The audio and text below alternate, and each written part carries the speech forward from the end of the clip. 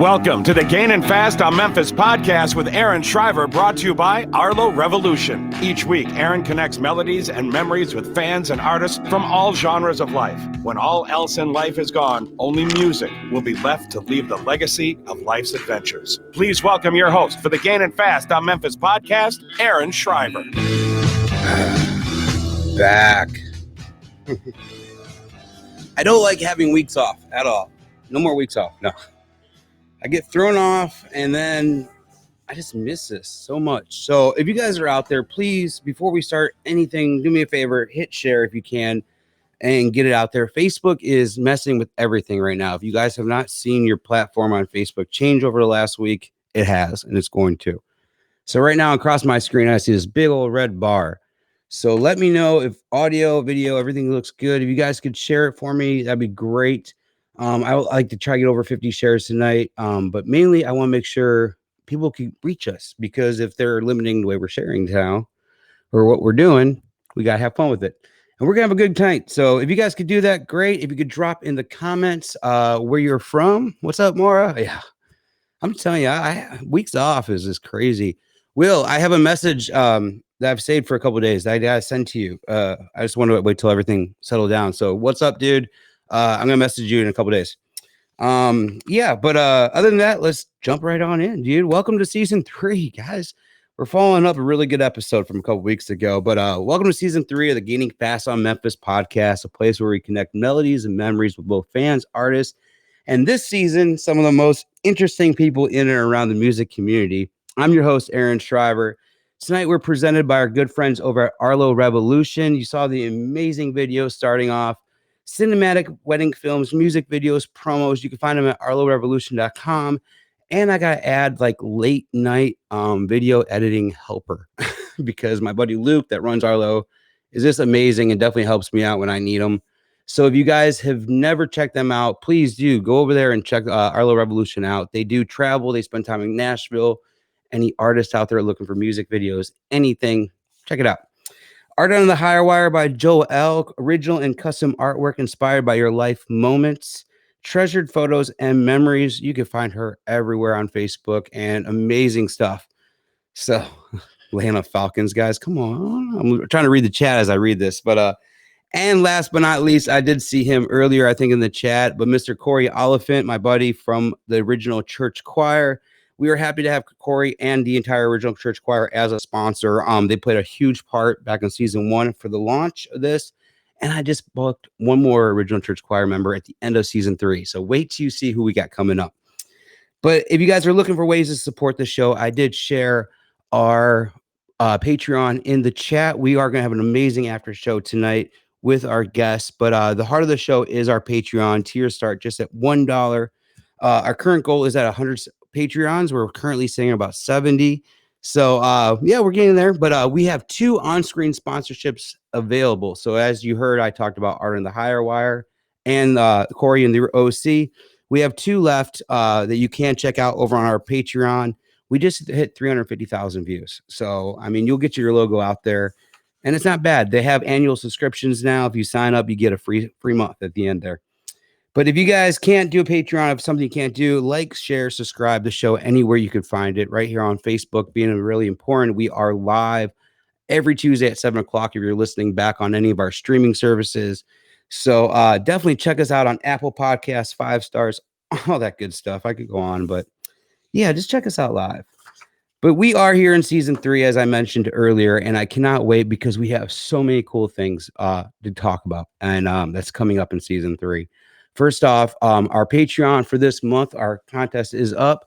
We are drawing October 6th. So if you guys have not got in, if you're in the $5 tier or higher, you are automatically entered. This month, it's the first time ever we're giving away a Gaining Fast on Memphis t-shirt, autographed Jeremy Spillman book, and another $25 gift card for the Chief merchandise. So we could have used it this week, but I got to stay away from it. I'm not trying to check this out. Oh, man. What about Kentucky, where high schools no longer do tip-offs in basketball and now do a coin flip? Really? I haven't checked that out, but that's crazy. Oh, you in Kentucky, man. You guys can keep your crazy rules. But our September Patreon giveaway, and once again, I said yearly memberships, 1 free month at the end. But going after our last show, I do want to thank everybody for an amazing season 2. I had my wife on at the very end, and she's about to break 30,000 views. It's the most watched episode we've ever had. It crushed Lewis Bryce at 25,000, which I cannot believe. I don't know how she did it, but man, she's an interesting woman at times. So, but I have a feeling we're gonna have a guest coming on this December. That's gonna be a little different. If you guys haven't seen or heard yet, I have booked one of the coolest guests that Gaining Fast on Memphis has ever had. And 3 days before Christmas, it is Tommy Chong's coming to the show. So we cannot wait for that. I'm very excited. It's gonna be some cool stuff. You guys have any questions, save them. We're gonna have a lot of fun with that. But speaking of a lot of fun, I think tonight we're gonna have a lot of fun with our guests, and I cannot wait to bring him on. I first met this guy like a year ago, and been listening to his music, a lot of stuff on YouTube. We're gonna have him tonight on the after show. So once again, get on Patreon, and we're gonna bring him back for the after show. But man, this guy does everything, and I cannot wait just to kind of find out where he came from and his backstory. So if you guys would please welcome Jeremy Noble.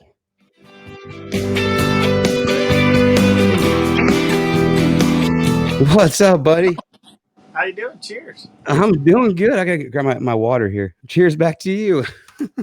Yes, water. Yeah, Well, tonight that's is what I'm really drinking. I'm sitting at like 270, so 270 days. I think I told myself I'm gonna go a year. Apparently, I'm drinking that Flint, Michigan water. Is that Jack D, right? Just with a different label. Yes. Staples is in the crowd tonight. We have a lot of the church choir out there tonight. You guys have not met Noble yet. You guys are going to meet him tonight. Some of you guys that were at the party a year ago or 2 years ago, it's been a while.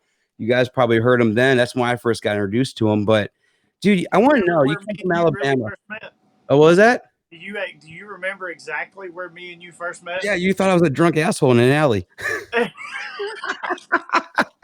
Holly goes, she asked me, she said, do you know that guy? And I said, hell no, I don't know that guy. I said, I ain't letting him grab my guitar. I recognized you from the flyer. I designed a flyer for that. And I said, hey, I think I know who that guy is. Yeah, I recognized you from the flyer, and I saw you struggling. You had a couple of guitars. I was like, well, hey, man, I got to help you carry. But if I was you too, I would have been like, hell no, I don't know who the hell you are. I ain't going to let you carry this guitar. I don't know. Shit, hell no. It was a fun night, man. That was a fun night. Yeah, dude. I had to leave a little. Well, I left right after the music was done because we had to drive home. But man, that was a fun. Dude, that lineup though. I'm telling y'all, that was one of the best lineups. I told somebody, I made the comment like Whiskey Jam had nothing on us that year. Oh gosh, that was like I remember when me and Noah were together. Yeah. But I remember Chris Kenneberry getting up there. Mm-hmm. I told him I don't even know why I got on stage. I said, Chris done knocked it out of the park. Y'all don't even need me. Oh man, you guys were so good too. I mean, we had Jacob up there too. Jacob Stiefel was there. He's gonna be on the show in a couple weeks. So me and him grew up not too far away from. Yeah, he's cool. He was. That's why he was from Fort Payne. Yep, and I'm down the road in Attalla. Okay. So same county, or is it two different counties? Two different. That's DeKalb County, and I'm Etowah County. Okay, cool. And then here's a good little piece. Me and Drake White are from the same county.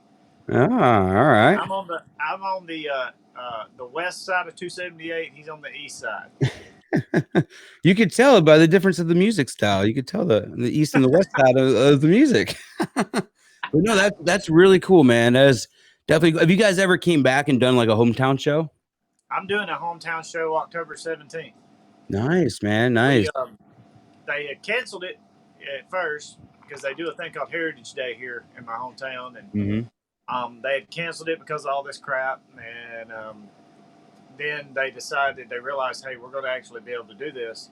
So they're having a fall fest now. And so Justin's coming down to play, and Mark Cardwell, and I don't know who else is playing, but Justin's got, they're the band, and they're all coming down, and we're going to play a full band show, and I am so excited to play a full band show in front of you. Oh, I bet, man. I bet you're itching for that. Oh my gosh. I've been doing the acoustic stuff, and the acoustic stuff's great. I like doing acoustic stuff. I did the last thing I did really in front of people was when I came up and did the for Scott and them did the little church choir camp, the retreat. Yeah. And I did that weekend, and that was fun, and I loved it. I had a great time. Looks like you guys had a blast. I was in my element.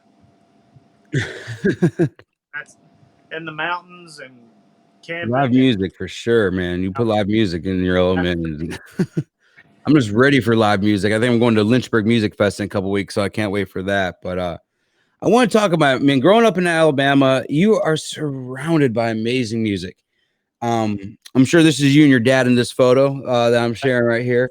That is. What did Mr. Noble grow you up on, man? I mean, what were you listening to back these days? If I had a guess, I'm going to say Bo Cephas, but you're correct. That was so like the song we're recording right now, and it's about growing up. The way my dad raised me and my mom, and I'm just like the first time I ever heard Hank Williams Jr., I was hooked. Do you remember the first song you heard by Junior? I think The Pressure's On was the first song that I ever heard. I just remember because I think that's about the time that I could start remembering stuff. And I remember The Pressure Is On. I was like 5. I think my earliest memory was like about 5 years old. Oh man, my earliest memory is one that, so my dad. So we're from Attalla, Alabama, and so Coleman is probably about 35-40 minutes north of us, or northwest. And so we would go up there, and Hank had a fan club called the Montana Exchange. And so we used to go up there all the time. My dad was if you can't tell by the picture out there, my dad was a Hank Williams Jr. fan. Yeah, I could just guess that. So we'd go up there, and my dad used to make guns. My dad worked at a prison, and he built black powder guns and stuff. And him and Merle Kilgore got talking up there one day, and he told him about that. And when he did, he said, "Well, why don't you make Hank a gun?" And he bought Hank a gun, and my dad sitting there about a week and a half later, and this Lincoln come pulling up in the driveway, and it was Merle and Hank. Oh wow! And so Daddy gave him that gun, and so we go back up. Well, because of that, we got backstage passes, and we got to go to shows, and my dad would take us. And here I am, just this tiny little old, that right there, little kid at a Hank Williams Jr. show. Well, Merle, I had the original, and I wish I had it right here because I still got the shirt. But the Bo Cephas shirt with the white and all that, I had it on, and Merle come over there. And I just remember him grabbing me by the stomach, hey there, brother, what's that? Hey, that's my man on your shirt, just wild eccentric that Merle Kilgore was. And next thing I know, I'm on stage with Hank. And Hank asked me, he said, "What do you want? You want to sing?" And I said, "If you don't like Hank Williams, you can kiss my ass." And the band played it, and we did it. And I was 5 years old, and I knew every word. Oh, man. And there's probably no video ever that ever surfaced. No. And I found a picture from the side of the stage. Because back then we had this little camera, and it looked like it was about that wide, but it was a block. And it had the cube. You remember the old cube flashes that went on top of it? Yeah. Clicked in. We had one of those, and we have one picture of Hank turning up bottle of Jim Beam. And so I was just kind of like, if this would have been like now, there'd be so much video, there'd be so much stuff. It would be everywhere. But man, that got me, and that got me hooked even more. So, my dad got me into this. That's awesome. It's his fault. Raising a dreamer. Hang on one second. Do you hear me echoing at all on your end or no? Yeah, I can hear you. Did you hear me? Do you hear an echo at all or no? No. Okay. I thought I heard a little bit of an echo. I was like, am I hearing myself? But I'm probably just hearing things. No, that's an awesome story, dude. That actually, because I've heard a few stories where Hank's kind of had like the young kids. Because didn't like Hunter Hayes have a story like that too, where like he put accordion or something? It. And what kills me, I'm like, man, Hunter, don't steal my story. Yeah, that's why I No, remember yeah, hearing Hunter about Hayes, it. but then he had the little what was the little kid that come up and sung sung his daddy song, Oh yeah. playing the fiddle. He was playing the fiddle and all that. I remember seeing that video, and I'm just like, man, my mom and dad could have had video of that. That would have been awesome. But It was the one moment that I got where I got Church's guitar. I think they tipped my parents off and they said, "Hey, after Eric's done, I think he played it was Sinners was the last one he played on this guitar." And he's just like, "After Eric's done playing Sinners, make sure you hit record on your camera," is what his manager told my dad. oh So my gosh. that's kind of cool that like they tipped him off. They didn't tell me nothing, but they tipped him off and so he was able to get that whole thing. But like moments like that, it's cool because especially now, I mean, cell phones, everything else is there to capture all that. But it's amazing that like there's so many shows that I couldn't go to that I wanted to go to. Mm-hmm. And all of a sudden, and then it's like, just look, all I do is just type the name of the band in on Facebook or something, and I see just all these live streams from the shows, which is Yeah. a love hate relationship for me because um, if somebody's live streaming it and there's somebody that's deciding whether or not they want to go to the show or not that's close, they may not go because they're like, oh God, look at that. I've played bars before where they ain't that many people in there, and if somebody's live streaming from the back, it's just like, oh, that place is dead. Yeah. And it's like, well, it kind of is, but it's not because the people here is having a good time.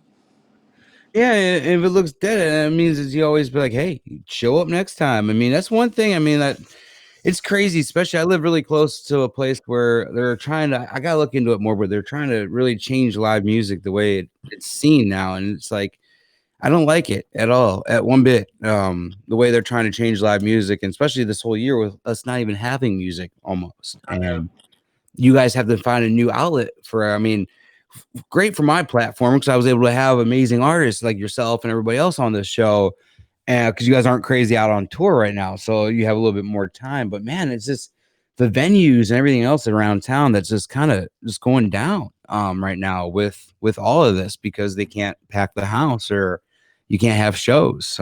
It's just I crazy. lost everything. I lost all my gigs. I mean, everything Yeah. I had. I had some new places that I had a lot more gigs this year than I normally have, and I was very excited about this year. I was like, man, I'm gonna get out there and man, this is gonna be awesome. I'm gonna, I can't wait. Playing a lot of lot of new places, and the bad thing about it was those new places had not been open that long, and then everything shut down, and then they're not even opening back up, and Yeah. I'm just kind of like, well, that's great, Yeah, That they there haven't goes that been, gig. especially if they had no food service or anything during this time, then I Oh mean yeah, they can't do it. straight up music venues that just had bars that had no food, just really, uh, just didn't. I mean, it was horrible. Yeah, it was crazy. So going through kind of like growing up, you're a big Hank fan. When you get to high school, I mean, most teenagers, we kind of rebel against our parents and listen to some crazy stuff that they wouldn't want us listening to. Did you ever go through that phase? Did you maybe crank up some Southern rock or something on the side? Well, no, because the Southern rock was.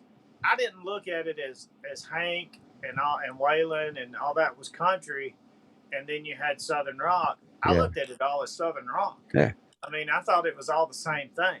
Mm-hmm.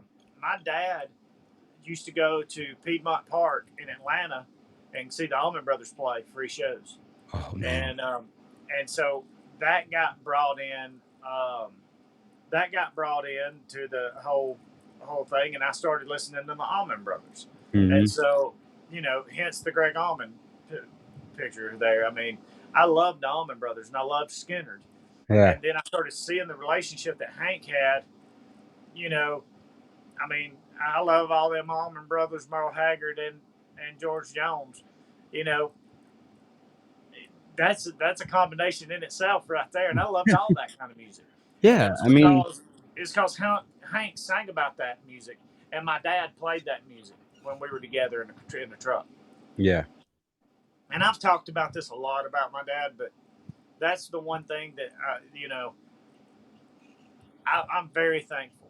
I'm very thankful for my dad being that way and loving Mm-hmm. that music and loving all kinds of music. Really, Oh yeah.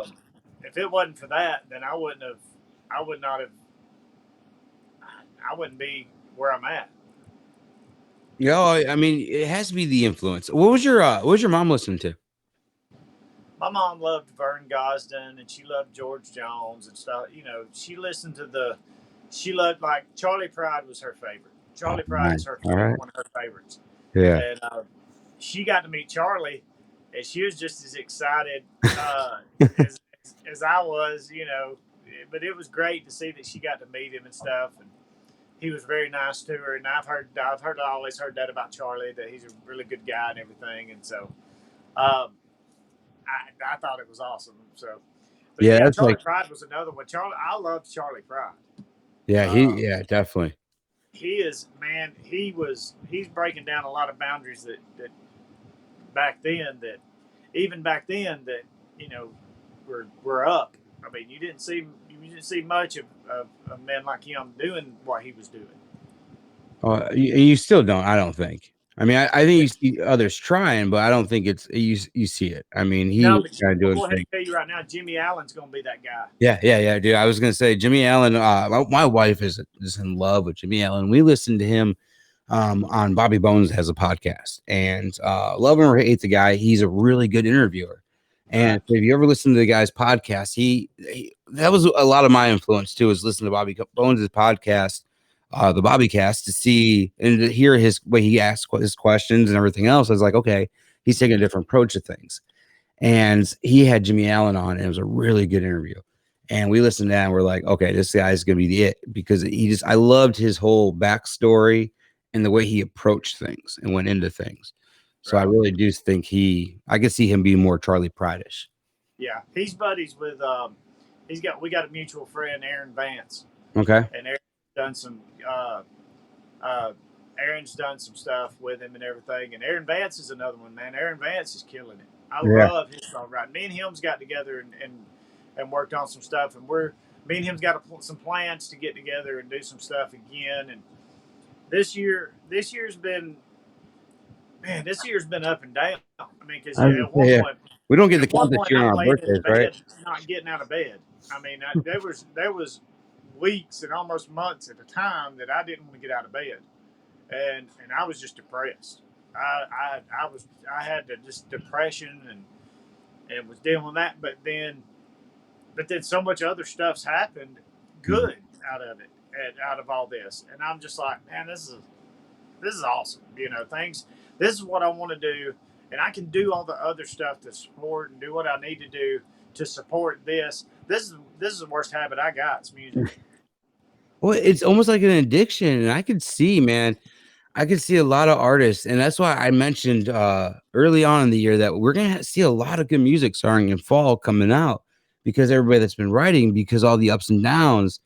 Because if you take an artist off the road, or you take them off the one thing they know and love, bring them home, it's different. It's a different atmosphere. You're gonna get different music from them. You're gonna get different ideas. It's gonna be different creativity, and some might be depressed and in darker places because they missed that live show. They need that. I mean, that's your adrenaline. You feed off that. It's kind of almost like a drug and like an addiction. Oh yeah, I mean, it's a lot of musicians hit other addictions while they do that. But I think really honestly, if you ask any musician, the feeling of walking out on stage and having people sing along, which I've had happen for the first time in my life this year, someone singing my song, you know, a song that's mine, you know? But and to go to like an Eric Church song and see how the crowd is involved, to see how the crowd's involved at Hank Jr. shows, Blackberry Smoke shows, the Cadillac 3 shows. I mean, to see that happen, man, that's what I want to build. That's what I want to build with this and with the music. And I'm hoping that that's what the music that we're getting out right now, and that we're writing, that we're recording, and that we're doing right now. I'm hoping that it touches people like it touches me, like they get that feeling where they sit there and they go, oh, this song right here, because Talladega, dude, I can't sit through it. Yeah. I really can't. I can't listen to that entire song. Uh, because of the memories that go along with that song for Well, me. I was gonna say that one probably touches or hits home for you. I mean, Well, and Alabama. about 13 years, and see, my dad worked in Talladega. My dad worked at the Oh, okay. federal prison in Talladega, and so Talladega was a way of life. I mean, it was we knew when Dega was. You know, Oh you was yeah. 2 weekends out of the year. You knew. You know, but we had a Winnebago Brave as a kid, and we went camping a lot. And my best friend, when I got into high school, me and my best friend, man, it was just me and him. I mean, we didn't have a group of friends. It Yeah. was me and him. He's the one that taught me how to play the guitar. He's the one that taught me my chords and everything. And so that Winnebago we had a Winnebago Brave, and it was getting pretty old by the time I was getting out of high school. And we used to take it down to Talladega, Oh nice. and me and John did, and things that we did while we were we did that stuff, and then I heard that song, Mm-hmm. and I couldn't do it because about 12 years ago, this February will be 13 years ago. John died in a car wreck, Mm-hmm. and I fought over that so hard, and I did. I have struggled with depression, and it's something that I really never I've never really talked about it, but I have struggled with depression in my life, Yeah, and it's tough, that was man. one of the moments. That was one of the moments that hit me hard. Um, because during that time I wasn't I turned away from some stuff that I should have been doing, Mm-hmm. and and got real heavy into some stuff that I shouldn't have been doing, and Yeah. it affected everything, man. It affected my relationship with Holly. It affected my relationship with my family. Um, but then I finally something I don't know what broke it. Uh, Mm-hmm. Holly did for sure. Uh, just It's always one staying with person, man. It's one person that comes and just is that angel in disguise, pretty much, and is there. Everybody has it. You just gotta find that person. I believe, Oh but yeah. yeah, depression is one of Stayed with the. me. She stayed with me through a lot. Uh, That's a good one, man. That's a good one. through a lot. So she's a good one. They're, She's a they're hard. good one. They're hard to come by at times. Oh yeah. That's why I had my at the end of my second season and one of my last episodes, I had my wife on because I'm like, I wonder have her on because just so everybody kind of met my better half. Because they're the ones that bring us out of those dark holes and those deepest spots, man. I mean, they could be the ones that put us in them sometimes too, just because that's how we are. But they're always the ones that can be there when we need them. So I love it. I have a song for her that I have never played for Uh, her. oh man, So you're one day, saving it. You're saving it. You gotta one save it, day, man. we still gotta walk that aisle. Yeah. You know, what church had was it? You make it look so easy. So you gotta have your make it look so easy, man. So Oh yeah. that's your ace in the hole right there. Hey, Your wild card. this song's been being written for 13 years. Now, how many times over those 13 years have you tweaked it?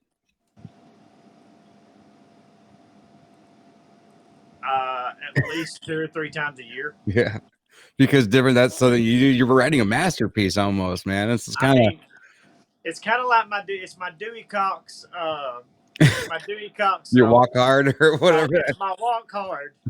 Keep Walk gaining hard. I've got to write that song that touches everybody. I'm a huge Singleton fan, and back in the day when he used to open for church, they would come out to Dewey Cox Walk Hard's like little backstory. It was always hilarious.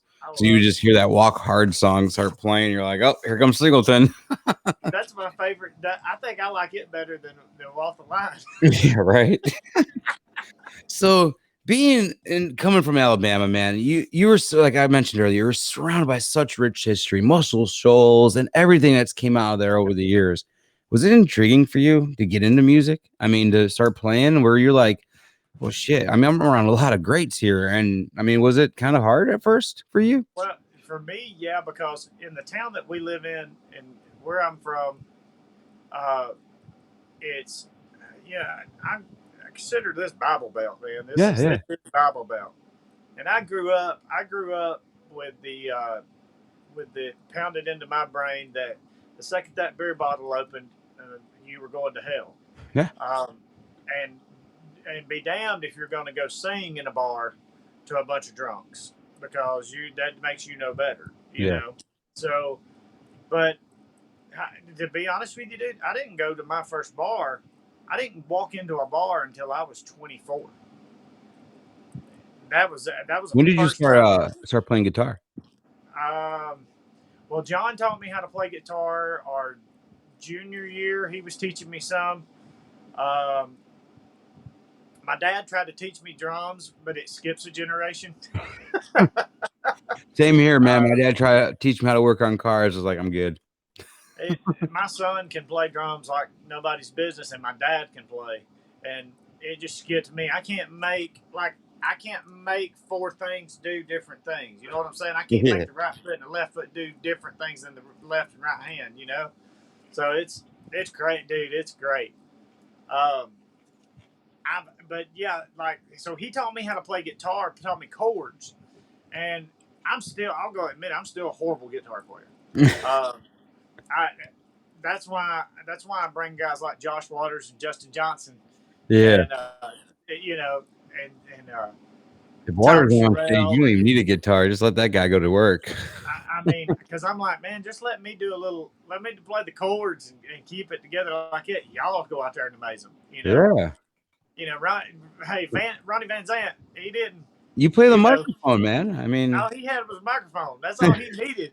Hey, you ever watch the videos? He's pushing Gains out to the front, going, "Hey, y'all go out there and there's a local band. They're like reggae, pop. I don't even know what to call them, but they've been around for years, and they have a song where he literally like says in the song, he goes, "I'm tired of people," because he doesn't play instruments. Lead singer, he's like, "Tired of people asking me what I play." He goes, "Bitch, I play the microphone."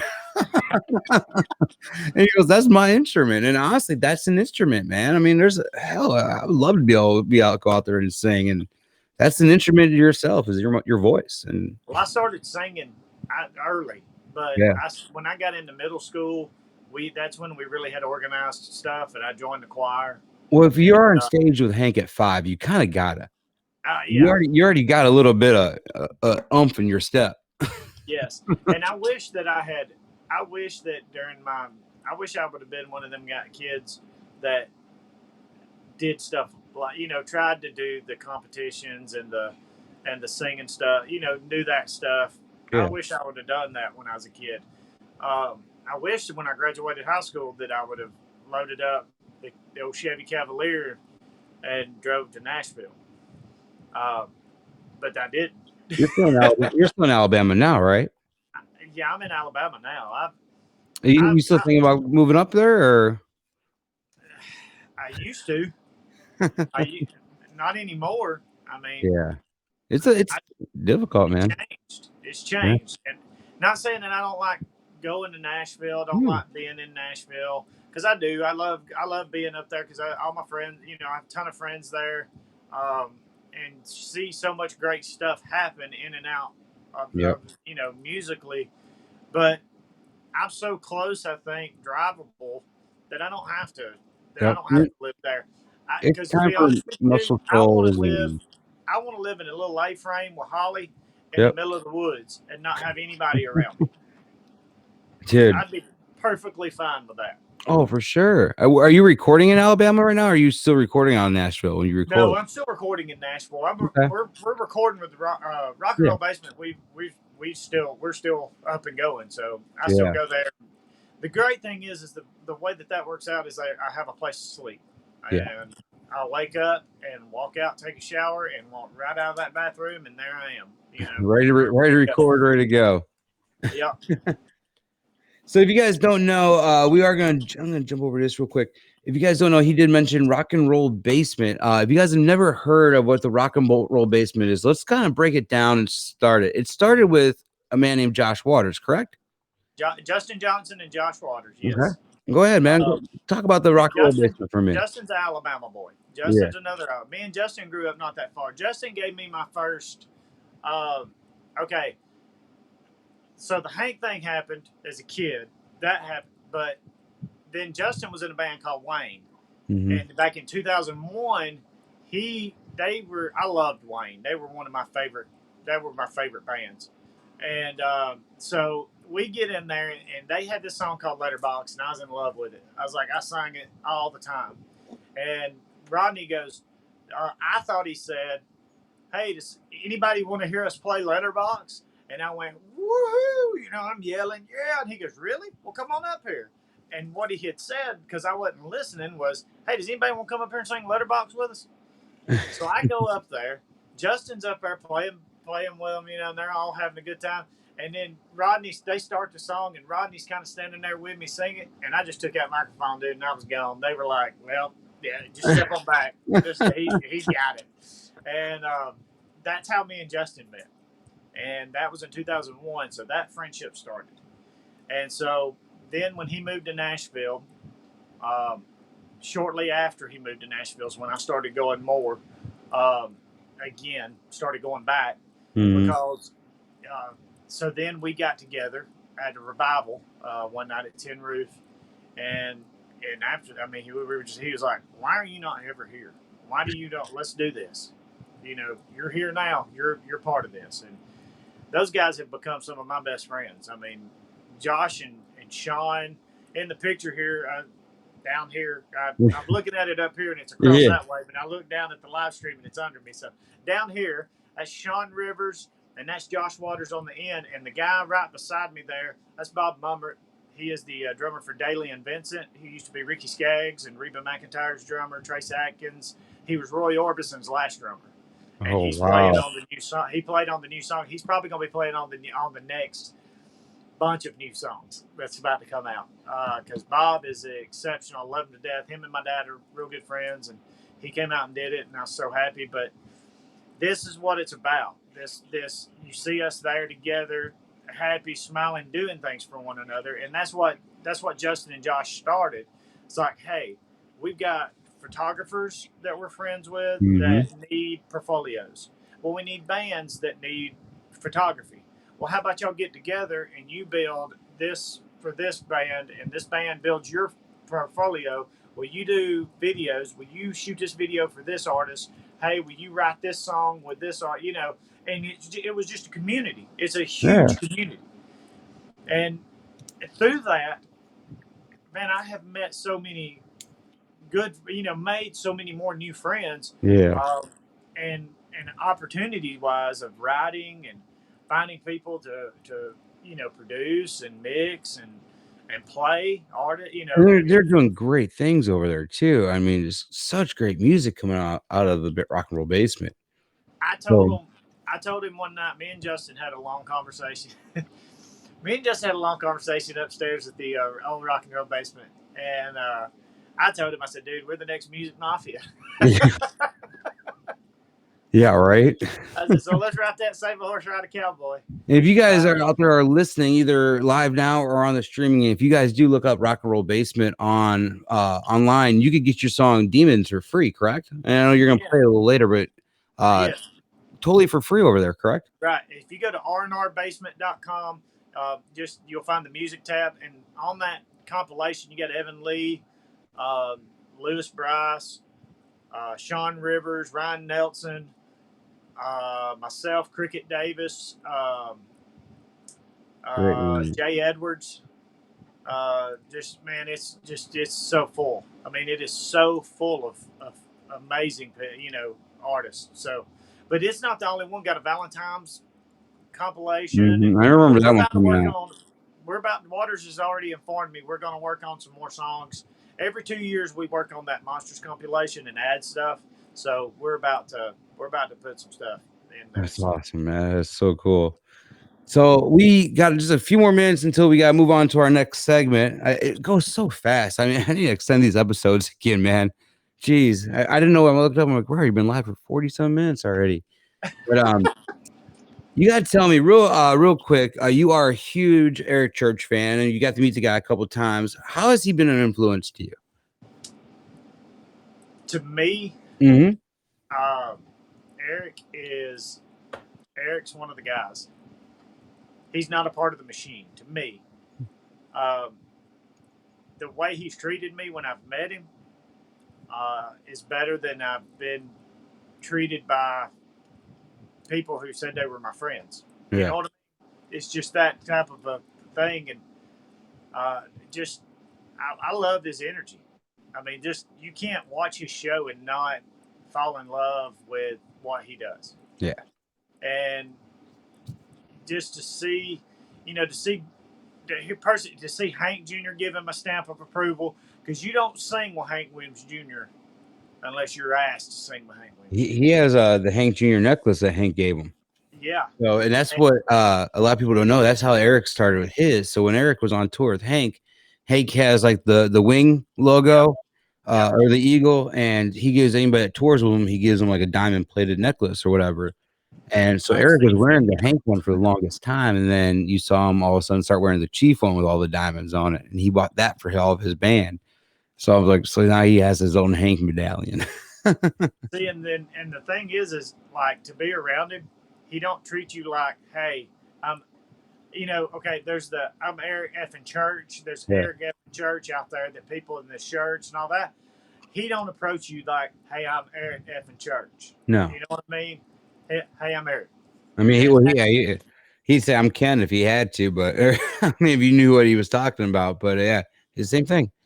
Very down to earth, and he's always been that way. And yes, he seems like to me, and I'm weird because sometimes I'll think about stuff when I'm like driving to a show or long, because sometimes it's pretty good long ways. You're in the car for 2, 3, 4 hours. Yeah. And I start thinking up weird stuff in my head, like, man, wouldn't it be cool if, and I'll think about going hunting with Hank, or one of Eric's songs will come on and talking about a cold one will come on, and I'll go, man, that'd be freaking cool to be sitting up in Gunnersville on the Tennessee River fishing with Eric Church. That'd be fun. That'd be I'd love to have that conversation. And, dude, I'm going to tell you, I had one time I was senior year of high school. It might have been senior year of high school or something. I went, and this is back in the day when Stain was like an opening act, and I was in Rockford, Illinois. I was by myself, and I was there the night before. It was like Stain, Power Man 5000, like Seven Dust or something. It was a crazy show. And I'm by the buses, and all of a sudden Aaron Lewis walks off, and we start talking, and he grabs a fishing pole from underneath his bus. He looks over at me, he goes, "You a fisher?" And I'm like, "Yeah, hey." Tosses me a pole. He goes, "Let's go." And we went down, and by the river right there in downtown Rockford, right behind his bus, I got to sit for like 45 minutes and fish with Aaron Lewis. And I'm like, dude, this is badass. But like, I was more like just taken away. I just sat there and just chilled, just smoked a couple cigarettes with the guy and just hung out. And we really didn't have like that much talking. And we just kind of just talked because he was still Aaron Lewis. I mean, lead singer of Stain and this and that. He wasn't country boy at the time. He is an outdoors guy, man. Yeah. He loves it. Yeah. And he didn't care. Just right there on the side, right behind his buses, threw his line out and started fishing. That's the way but I'm that way. Like we've got a little boat that me and my dad go out and we'll go crappie fishing, and that's one of my favorite things in the world is just sitting out there on that water, and I don't care if you catch a thing. Yeah. This is probably like 1999, 2000 when this happened, but it was like, and it honestly, I used to live not too far from you. I lived in Corinth, Mississippi for the longest time, and I had a little bass boat that I bought from a buddy down there, and we'd also go up to Pickwick Dam up in Tennessee on the Tennessee River, and there was a gas station right before we dropped the boat, and they would sell beer by the gallon and half-gallon milk jugs. So you go in there, and they would give you cups. And we'd either get a gallon or a half gallon, and we get some ice, and we use our live well as our cooler. And we always joke around because the only damn thing we'd catch during the day was a buzz, but it was always funny. One time I caught a snake, or not snake, I caught a fish one time, and I went to go get the hook out. I looked down, there's a damn snake in its mouth. It was coming right back out. I was like, that's my luck. I threw the thing back and I sold the boat. So I'm done for a while. I'm gonna steal that, by the way. I'll give you credit. I'll give you a partial writing credit on it, but I'm stealing that. The only thing I caught was a buzz. Yeah, only thing we ever caught was a buzz, man. I'm telling you, is but we had the best time out there, dude. It was with the beer and the live well, everything. It's just like, because we didn't have any room for the fish anyways, that's where we kept the beer.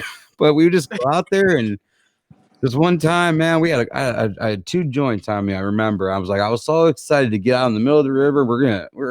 Middle of Tennessee River. We're gonna smoke these things. And I think it was the first time I ever had the boat. And I got going, and we got turned up, and damn cigarette pack went flying out the boat. Oh I was no! like, well, there goes our afternoon. I said, none of that now.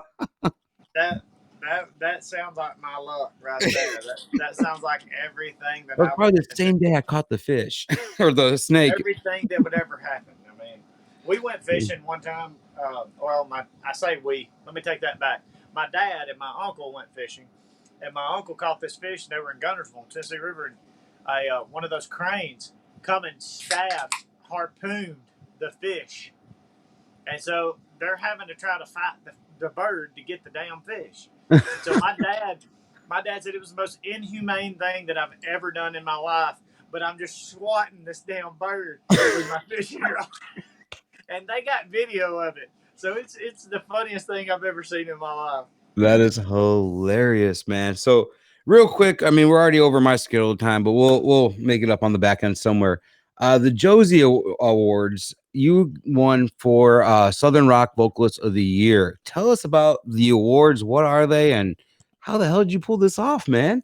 Oh man, so okay, so hold on, wait, let me get it.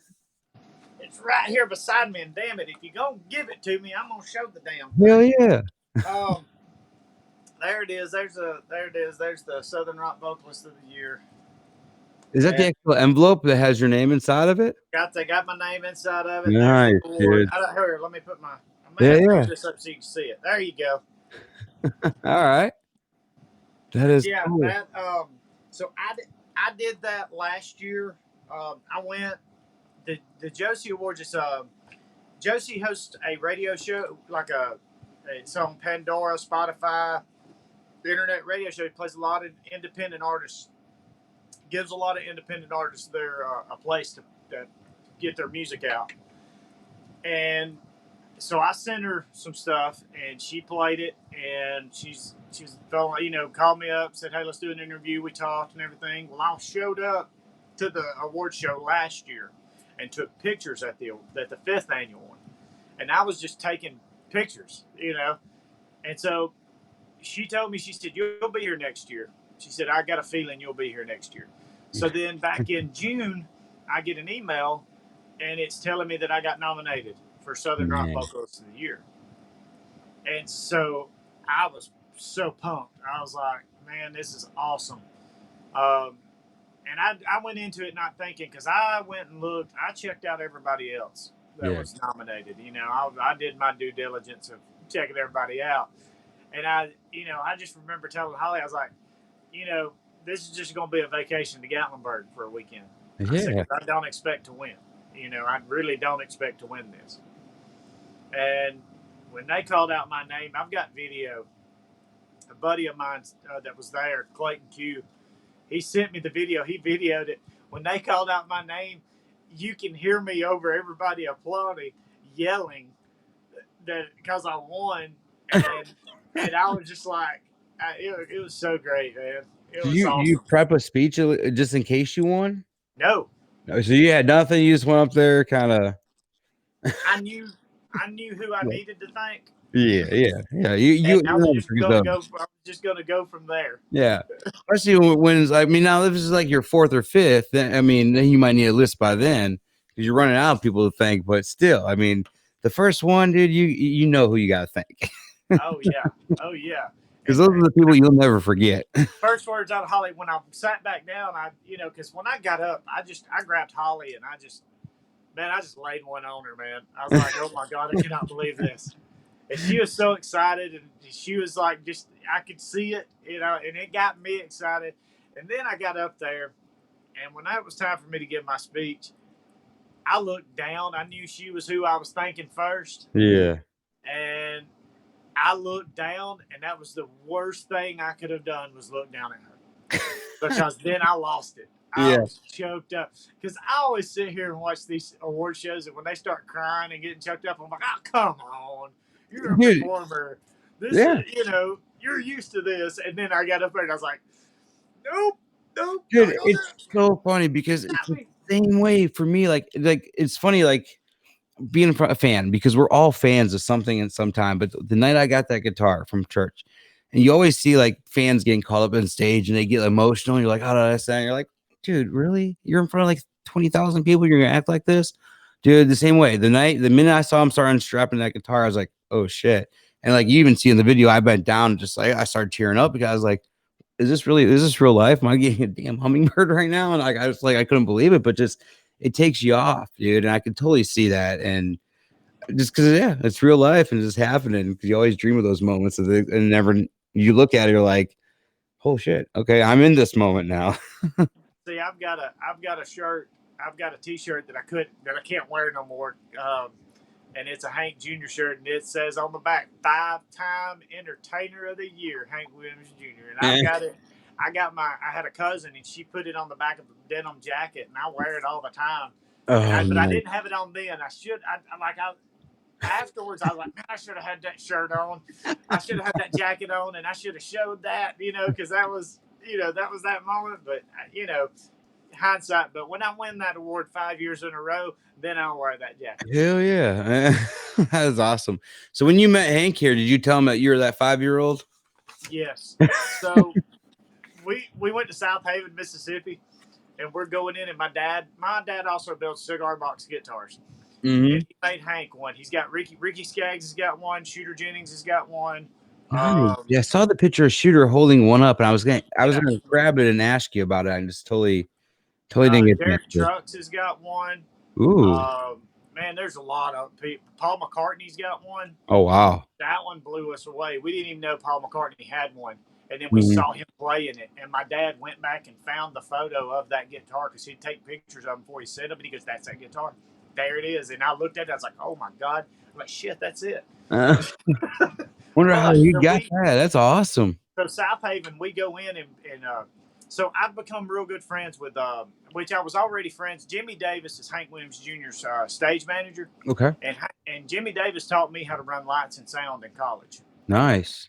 So I had that connection. Well, then me and him had built this relationship and friendship. Well, I built a relationship and friendship with Hank's band and Charlie, his tour manager, and a lot of his crew and everything. I mean, I've built a great relationship with them and love them. I mean, they treat me like family every time. But Jimmy brought me into South Haven, Mississippi. It was Jamie Johnson and Hank, and he said, we're gonna let you you and your daddy and mama give Hank that guitar on the bus.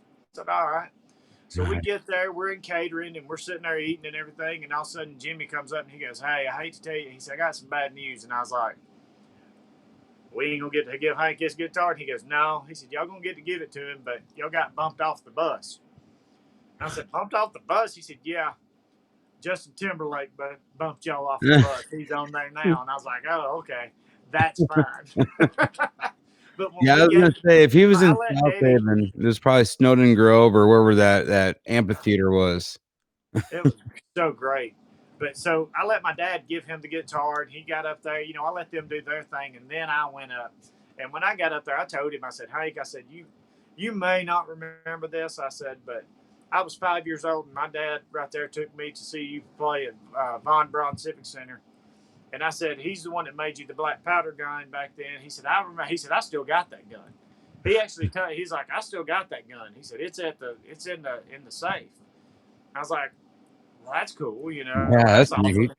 And I told him, I said, I sang If You Don't Like Hank Williams, You Kiss My Ass with you at the Von Braun Civic Center. And he said, I love the Von Braun Civic Center. He said, I loved it so much that I might be a little hazy on that event. Hey, if he wasn't hazy about that event that night, I remember smelling. I know what Jim Beam smelled like. Oh yeah, 5 years old, because it just was there. That was Von Braun. That was Huntsville, right? Yes. Yeah, I went there when I lived in Corinth. We used to go there a couple times for a couple events. I loved it, man. Every time I go, I think about it. It's just a great memory. I think I saw some wrestling there back in the day. I I've seen plenty of wrestling in there. That Wrestling's was on actually my one of my topics. If we had enough time, I want to talk a little wrestling with you, but we'll have to save that for another day because I saw a couple pictures. I'm like, oh, he's a wrestling fan. We'll have to get down some wrestling. But yeah, I'll have to get my belt down here in a little bit.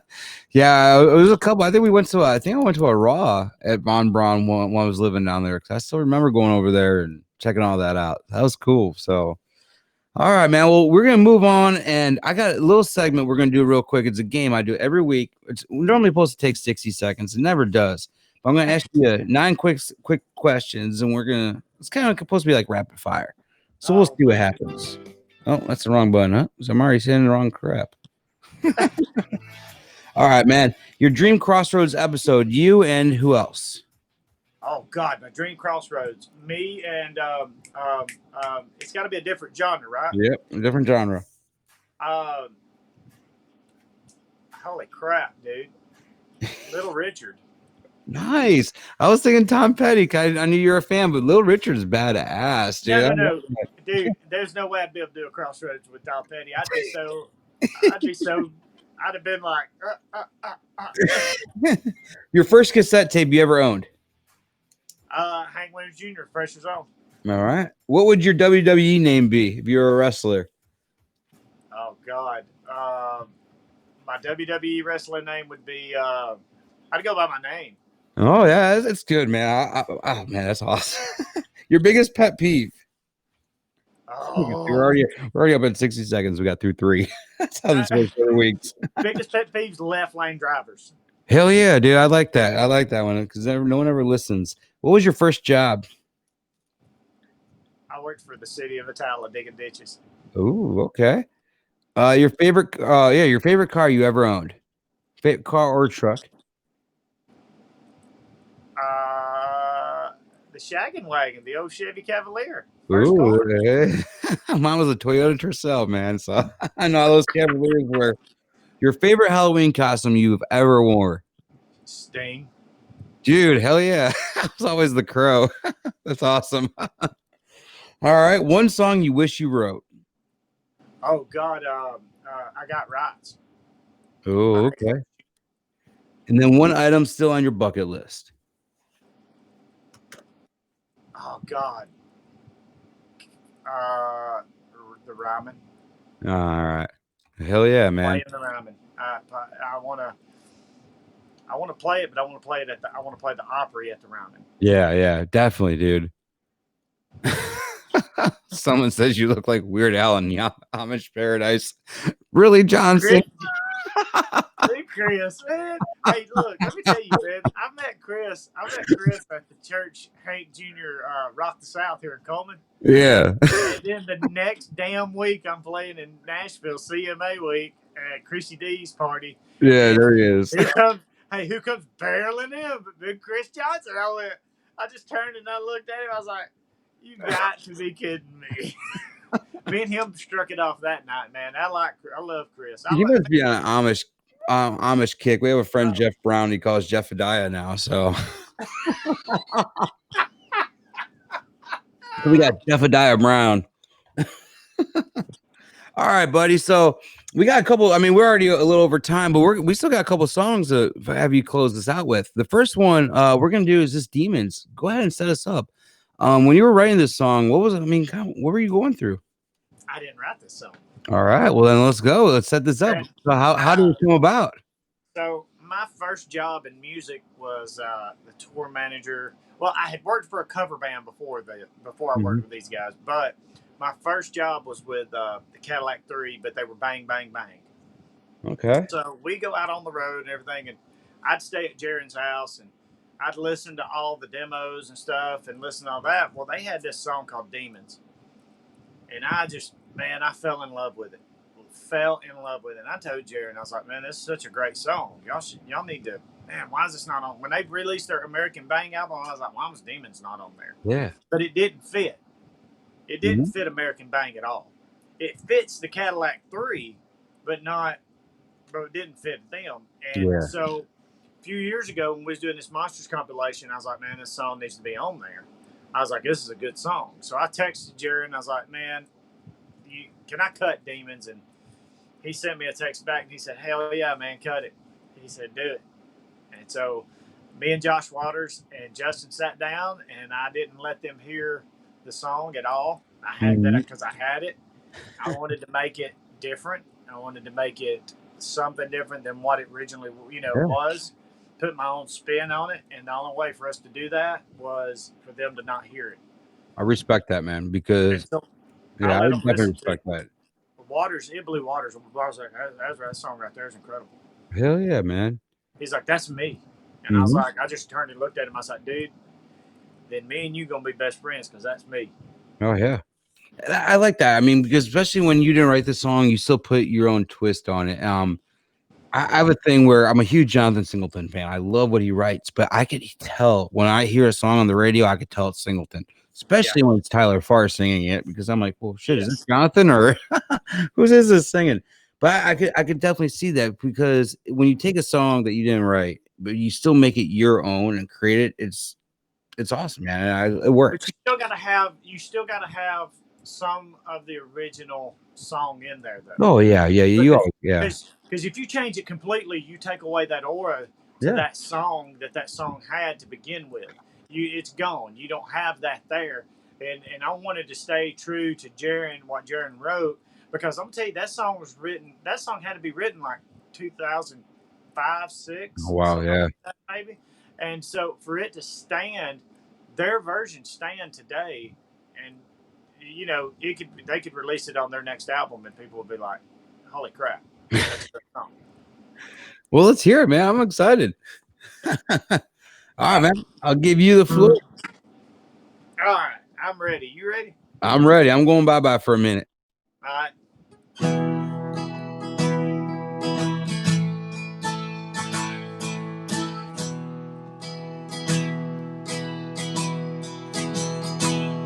That boy's living backwards, got a pocket full of dreams and he reads.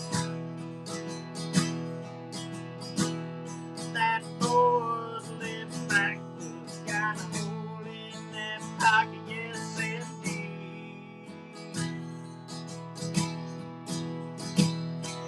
Addiction's too strong to hold on to what he needs.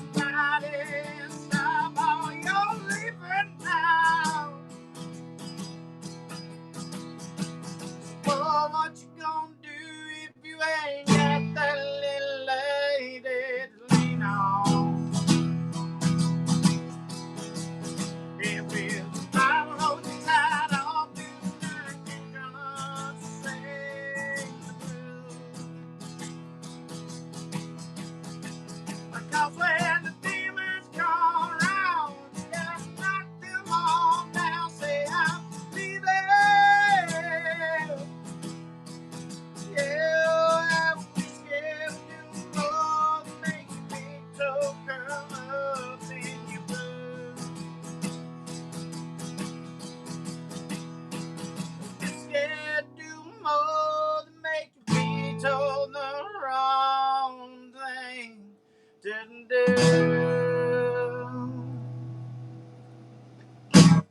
Love it, dude. Oh, dude.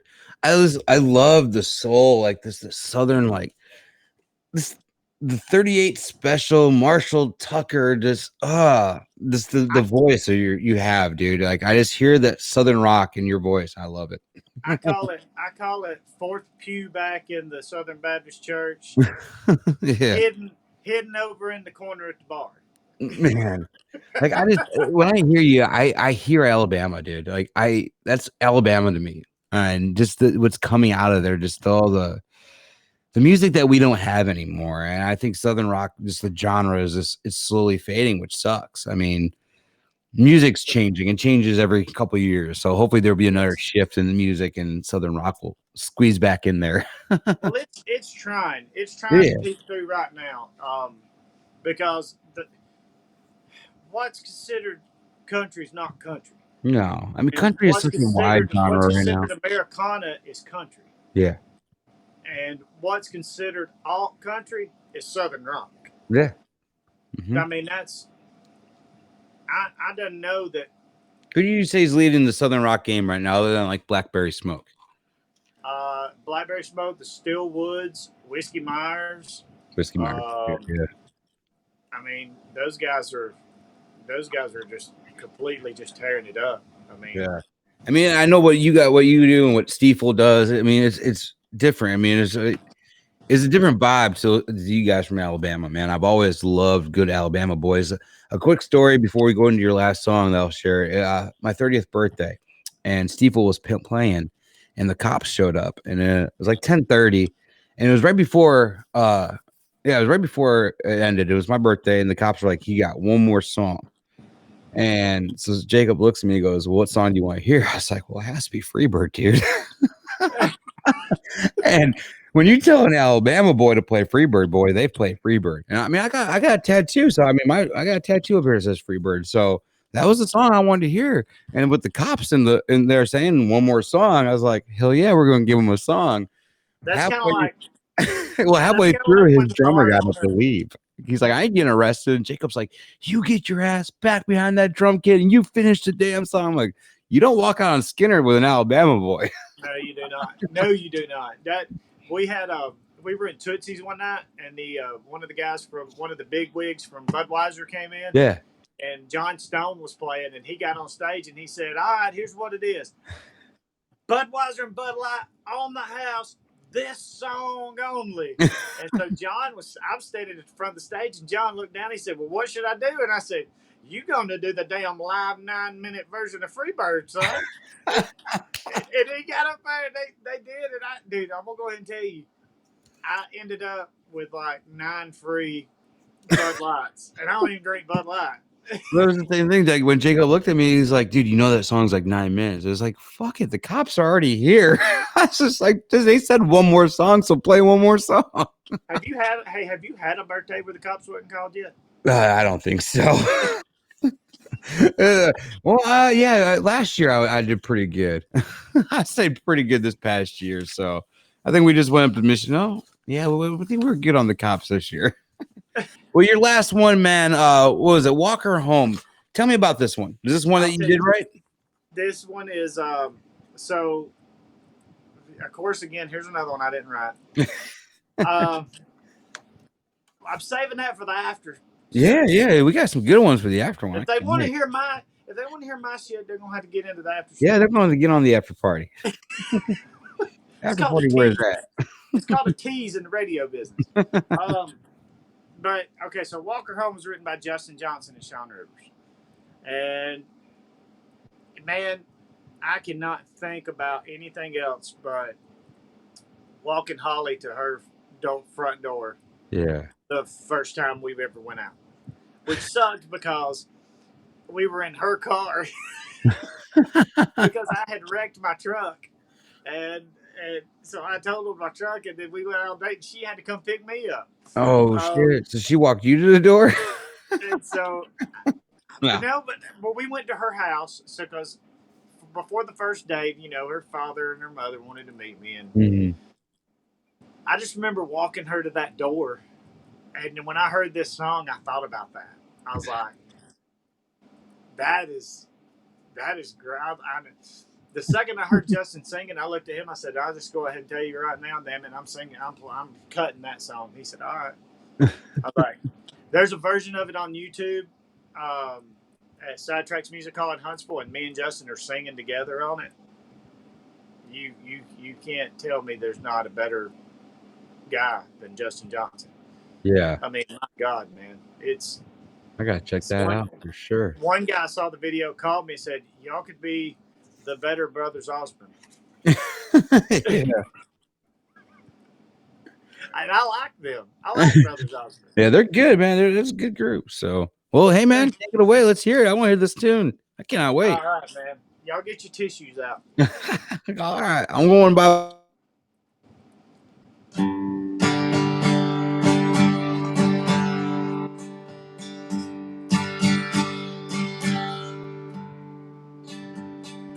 Can I take you to your doorstep?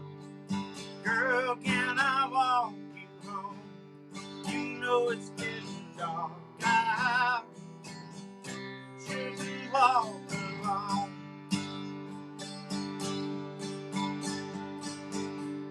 Let me walk beside you. Girl, let me hold your hand. You know I'll only whisper what I want from you.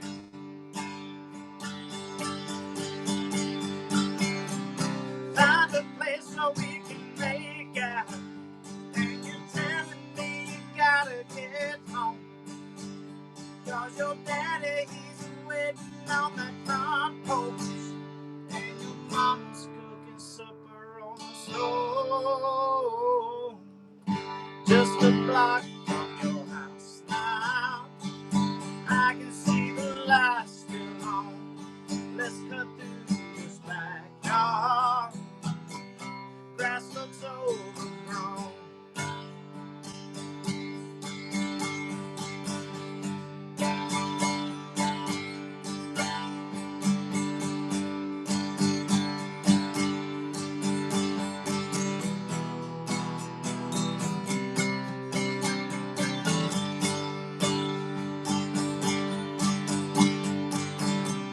Find a place where we can make out. And you're telling me you gotta get home. 'Cause your daddy, he's waiting on that front porch.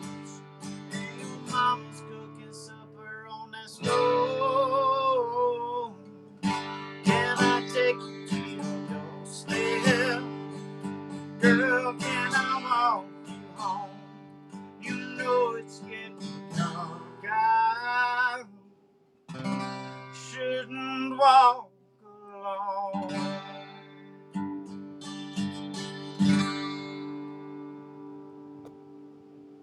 I love it, dude. I love that one. I That think is about a it when I good sing tune, man. So, what you think about when you first played that one for? Okay, so we were in Gatlinburg, of course, because that's where we stay. And so I had my guitar with me, and I wasn't even there to play show. I just took my guitar because I'm like, I'm gonna sit by that creek and I'm gonna play. So I sat down at the end of the bed, and I said, I got one I want you to hear. And I said, I think about you every time I sing it. And I just sung it to her, and she just sat there at the end of the bed, and it was, dude, that was the best show I ever did in my life. That is awesome, man. That was the best crowd ever. Well, Jeremy, thank you so much for spending so much time with me tonight. Hang tight. We're gonna bring you back on here in a couple minutes. And for the after show, we're just gonna dive right into it here in a few minutes after I sign off on this one. So give me about 5 more minutes or so, and I'll shoot you a message to rejoin on. So All right, I appreciate Hey, it. Any final words tonight, man? Do what? Any final words tonight? Yes. For the love of God, go support live music. Yeah, always, especially when you can again. I'm riding the big white steed, and I'm gonna be bringing hell with me. Hell and it's yeah. gonna be Southern Rock. It's gonna be Shooter Jennings. It's gonna be, which he's already leading it, but it's gonna be Whiskey Myers and Blackberry Smoke I mean, we're bringing it back hard, and I hope to be involved in that with those brothers fighting that fight. Because let me tell you something: you can't beat Southern music. You can't beat Southern rock. It's live and well. It's dude. It's my hymnal. Tuesday's gone. Hey, Tuesday's gone, baby. Oh, I love it. I'll never forget the night before I met my wife. We were setting up our tents when we were camping, and we played That Smell on repeat. And that's still a song she's not a fan of to this day. Holly's not a fan of that song because I have a tendency to change words to songs. Yeah, all the time. Me too. And I start singing others. I start making it like I involve it to whatever's going on what we're doing. If we're riding down the road, you know, I'll be like, ooh, that cat on the curb. That is awesome, man. That is awesome. Well, Jeremy, go get you a break, get you a refill, and we'll get back together in here in a few minutes, man. Thank you. Hey, let me say this though. Everybody download the WKLS Rock 105.9 app, and on Sundays from 10 a.m. to 12 p.m. Central, listen to Rock and Roll Basement Radio. And I'll make sure I put a link to that app on in our show notes too, so that way people could find it a little easier. But yeah, definitely. Awesome. Rock and Roll Basement Radio. We gotta hear that. Thank you, and thank everybody watching. I appreciate it. Come to the Patriot. Come to the after show. Oh, we're gonna party in the after show for a little bit. All right, man. I'll talk to you in a couple. All right, brother. Thank you. All right, guys. Another great night. Kicking off our third season, episode 51 with Jeremy Noble. Great time with him tonight. I had a blast. We ran a little bit over, which is fine. It's probably going to happen this season. We might run a little bit longer. And if we do, hey, so be it, right? We're going to have fun. We're going to bring you a great lineup. If you guys are looking for a little late night action after we are live here, we are going to jump right on over to our after show on Patreon. It is, you could get on it if you're a member of the $5 tier or up. You can do it for 1 month, cancel right away. You get all the live shows for that, or the after shows for that entire month. So, and then you can see all the past live after shows we've had too, with all of our amazing guests. So, a lot of good things over on Patreon. The link is in the comments. Once again, check it out if you can. It's gonna be a lot of fun. But if you sign up tonight, I'm gonna try to get you guys right in real quick. But normally we take a break. Tonight we're just gonna roll right into the after show. So no break tonight. But next week, we're going to have another amazing guest. So if any of you guys are friends or people of TikTok, which is, I think it's getting shut down. I don't know what the heck's going on with it now. But I know Jeremy was just talking a little bit about depression and everything else. Mental illnesses out there altogether is a serious thing that I think it gets overlooked. And I want to start in season 3. I really wanted to start bringing awareness to different things. And once a month, have a specialty show. And so this month's specialty show is going to be a show about ADHD. I met this guy over on TikTok. He has about 100,000 followers. And some of the things he has talked about and he talks about weekly just resonates with me. I'm like, man, we got to sit down and talk. So next week, we are having a show all about ADHD and ways to deal with it, ways to look into it. If you are someone out there that does suffer from ADHD, reach out to me. I'm looking for 2 guests for our after show to kind of do like a little bit of a panel next Tuesday night. So if you do want to come on as a guest on our after show, reach out to me, send the show a message. I'd love to have you guys on. But his name's Eric Guide. He will be on next Tuesday night on the show. I cannot wait. And thank you guys again for tuning in. If you're on the after show, I'll see you in a couple minutes. If not, see you next week. Say hi to your neighbor. Be good to him. Love you guys. On another chapter, remember, music gives a soul to the universe, wings to the mind, flight to the imagination, and life to everything. Next week, Aaron connects more melodies and memories with other fans and the artists they love. Thanks for being a part of this musical journey, and we'll see you next time on the Gainin Fast on Memphis podcast with Aaron Shriver.